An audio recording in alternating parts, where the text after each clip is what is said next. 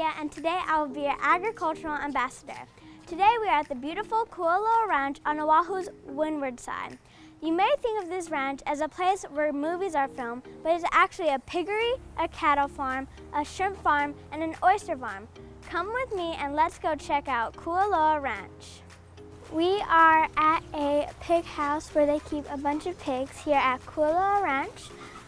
Can you tell me about what this place is made of and how you made up these pens? Sure, this building is kind of neat because it's famous in the sense that it's been in a movie actually. Have you ever seen the movie Jumanji? Yeah. Do you remember where Ruby Roundhouse did her dance fighting? Yeah. So that was called the transportation shed in the movie, and that scene was actually filmed in the back of Kualoa Valley, which we're in now, but way back up in the mountains.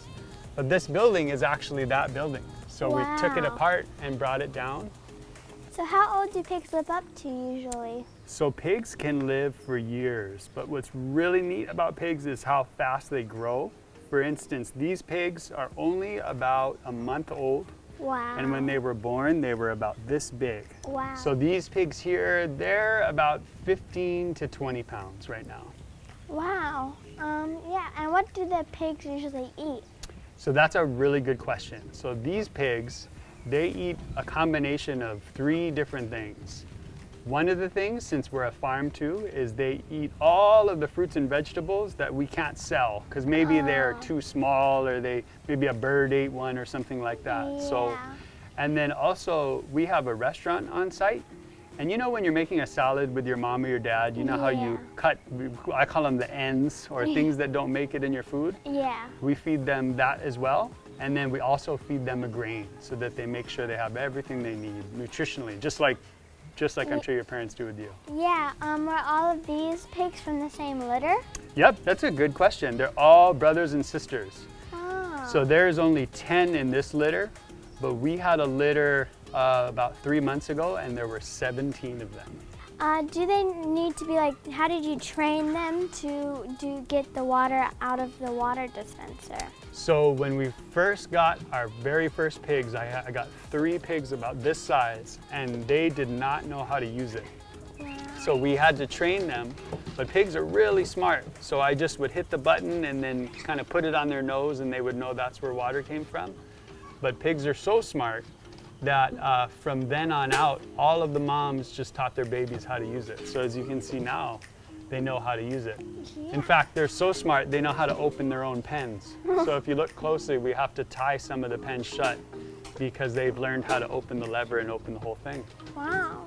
Yeah, but what's nice is that these pigs, because they get to eat lots of good food and because they live in a good place, they grow up to be really happy, and it's a great way to teach people how to raise livestock. So, what do you raise in this pond? So this whole area we're in now is what we call the Kualoa Ag Center. Oh. You just saw the pigs, and we also have lots of fruit crops over there. These are aquaculture ponds, which we raise fish inside. But the main reason I wanted to bring you here is because we have one of our cow herds on this side. And this is one of 6 herds that we maintain on property.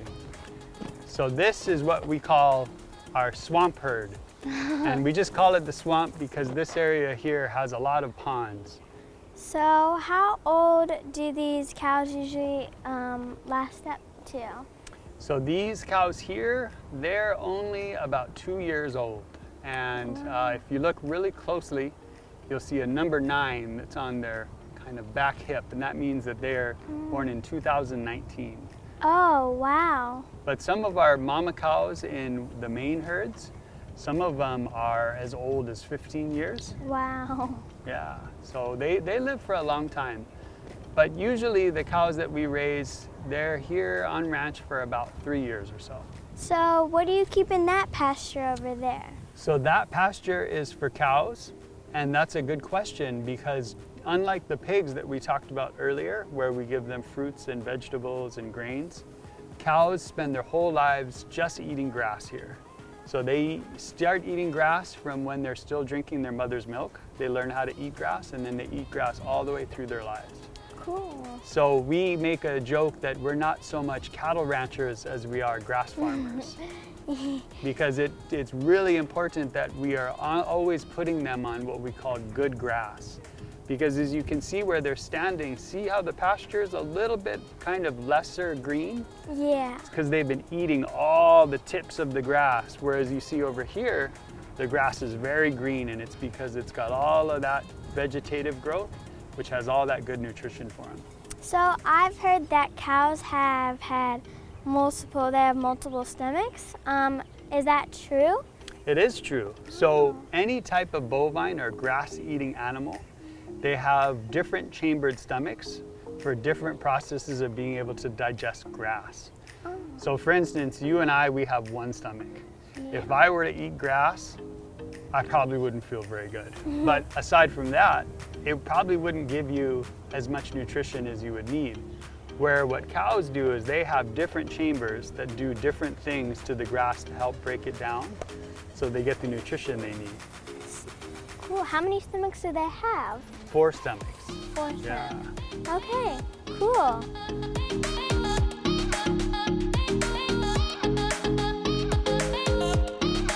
Sophia, we've left our farm friends in Kualoa with our pigs and our cattle friends, and we're now here at Moli'i Pond. And I wanted to introduce you to Auntie Kui. Aloha. Aloha. Nice to meet you. She's in charge of this whole area, all of the oysters, all the fish, the whole area. And so she's going to be showing you around today, and I know you're going to learn a lot. Yes, definitely. Okay, Thea, we're gonna go take a little ride on the boat on the pond. I'd like to show you some of our oysters, some little ones, some medium ones, and how they grow in the pond. Nice. So what we're gonna do is we're gonna take a little ride on Moli'i Fish Pond. A little bit about Moli'i Fish Pond is this is an ancient Hawaiian fish pond that was built over 800 to 1,000 years ago by the Hawaiian people.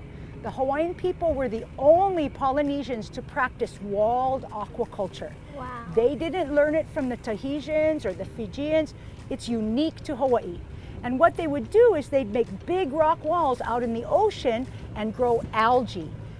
Algae is what? Do you know? I can't really describe it, but I know it's this green substance that likes to stick onto walls, and Okay. it's good nutrients for animals. Perfect.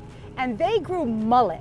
Mullet was a herbivore fish, which meant that it ate algae. Yeah? And so they grew algae that would feed the mullet. Now, mullet were not carnivores. They didn't eat other fish. So if you kept all the herbivores in one place and all the carnivores out, you're gonna have a bunch of herbivores, yeah? Yeah. Algae is a plant that lives in the water, and it makes oxygen just like our trees and grass do. But what happens at night is when there's no sun to feed it, it'll take the algae away. It's very rare, but all the oxygen will just get used up. But it's Yeah. very rare, and it means you have way too much algae. Yeah. One thing that the mullets did was ate and control the algae. Oysters also eat and control the algae. Oh. A single adult oyster can filter feed about 25 gallons a day. That's one oyster. So what they've done for Moli'i Pond is restored some of the balance of eating and growing oysters that changed when the mullet weren't here anymore. It's kind of a sad thing, but everything changes, and we had a fish introduced in the 1950s called a to'au. And it came from the South Pacific. It was brought here by men, and it is a nocturnal. What does that mean? It means you can see in the night, It comes out at the night. Carnivore. which means it eats other. It eats other fish, and it doesn't go in groups in schools. Okay? Herbivores sleep at night. Yeah. It wakes up and ate them. Just ate all the baby mullets. And so 15 years ago, before we started oysters, this whole side of the pond was overgrown with algae. Oh. It wasn't being consumed. It wasn't being balanced. It was unhealthy. We did have low dissolved oxygen, and you know which fish die first? The biggest one. And so because of that, that's why we introduced oysters to help balance Moli'i Fish Pond, and they're taking up the algae that's naturally produced in a Hawaiian fish pond, utilizing it to grow, and then we get to eat them. Wow. So they really do help the pond. So is it like, do the girls work harder than like the boys, or do the boys work like harder than the girls? And the tricky thing is oysters start as babies, as boys, and when they turn to about 8 months old, they turn into girls. So there's no real difference between the boys and the girls in working any harder. Now what I'd like to show you is some of our baby oysters that we bring in as seed. They're called seed, and they're bought from a hatchery on Kona. And a hatchery is a place where they take the boys and the girls and then they make the babies. Okay, got that, right? Okay, so Uncle Waka's gonna pull up a basket here. And if you'll notice, and we'll be looking at some other baskets later of bigger ones, but I really wanted you to see how little our littlest ones are that we have at this time. Yeah. Come on up and take a look, girlie. You notice that the holes in this plastic is small so that they don't fall out, but it's big enough that water can circulate through there, okay? So they start in this, and then they'll transition up to a basket that's lined with 1/2-inch holes, and I'll show you those. It'll be easier to see the oysters when they're like that, but these are our littlest ones, and I can tell you in this basket right here, I'm gonna estimate at least 5,000 baby oysters in this one basket. So, baby oysters. And from this size to get to be the size that you eat them, it takes about 9 months from when they arrive to when we can sell them to eat. So they grow very fast. Now, if the nutrition is good, they'll grow fast, right? Yeah. If the nutrition isn't very good, they won't grow very fast. In the mainland, it takes about 18 months to get an oyster big enough to eat.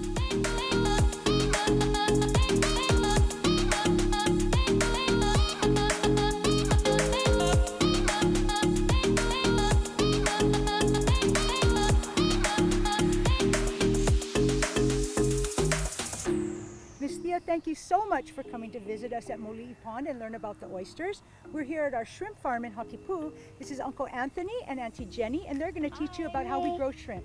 So can you tell me about where we are right now? Yeah, we're in Hakipu'u in Kualoa on Oahu, and this is one of the very first shrimp farms and one of the last standing shrimp farms on the island of Oahu. How was this shrimp farm founded? The shrimp farm was founded way back in 1970, and there were researchers who were trying to start a consulting business in aquaculture. So they're developing a lot of the early technology for prawns, shrimp, and other marine species. Why did the people that founded this area pick this certain spot to make the shrimp farm? That's a very good question. I actually don't know the correct answer to that, but I'll just say that this is a wonderful location to do aquaculture because of our fresh seawater flowing from Kaneohe Bay. And behind you, Hakipu'u Stream is also a very important life source of fresh water. So traditionally, back in the day, there was fresh water coming into what is probably a lo'i system, growing taro, growing kalo. Here we get to pump that same water source into our ponds, and the shrimp love both the seawater and the fresh water. Can shrimp like swim, or do they just like float around? So just like in the movie Nemo, they like to kind of crawl around, but when they see something that they like to go for, they can swim. So they can move forward, they move back sometimes, and when they're really afraid of some sort of predator in the water, or if it's just your hand or the net thrown at them, they'll actually just scoot back and kind of like propel themselves. So what are some of the predators towards the shrimp? So in this ecosystem, if you look around, there's plenty of birds. You can see there's a couple big birds here, the alku'u, the night herring. There's also land predators. There's things like aquarium turtles that were once released into this environment that have now resided for many years. There's rodents, all sorts of things around. But when we look at the water, the question is what actually goes into the water that would be a predator to the shrimp? The birds are one of the few that come from outside and they dive deep down and get the shrimp. Is there any other like animals in this pond and not just like shrimp? So we try to keep the ponds free of other animals because in aquaculture, the idea is that you get better growth, faster growth, bigger animals in a shorter period of time when you don't have competition. So we try to do what's called a monoculture, or a culture of one species of animal. And how do you prepare the shrimp with like just getting the tail and the body? So prepare the shrimp to eat? Yeah. Processing? Okay. Well, we do some processing here actually. For our shrimp plate that we sell at Kualoa Main Ranch, we actually take a blade and devein the shrimp and we remove the head, and that actually preserves the quality of the meat. And a lot of people like to eat shrimp without the head and to have the gut sac taken out for looks, for making them feel like they're eating something that's clean, as well as to peel the shell off. I like to eat it with the head on because that's tasty. So, in the pond, do the boys work harder than the girls, or do the girls work harder than the boys, or are they equal?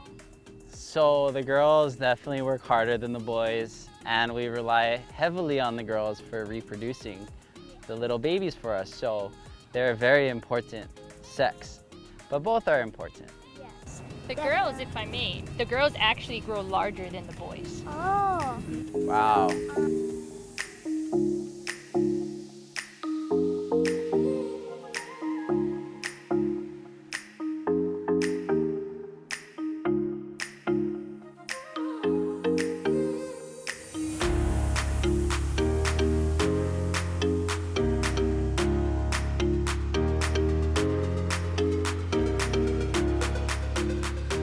Okay, so Kualoa is really important.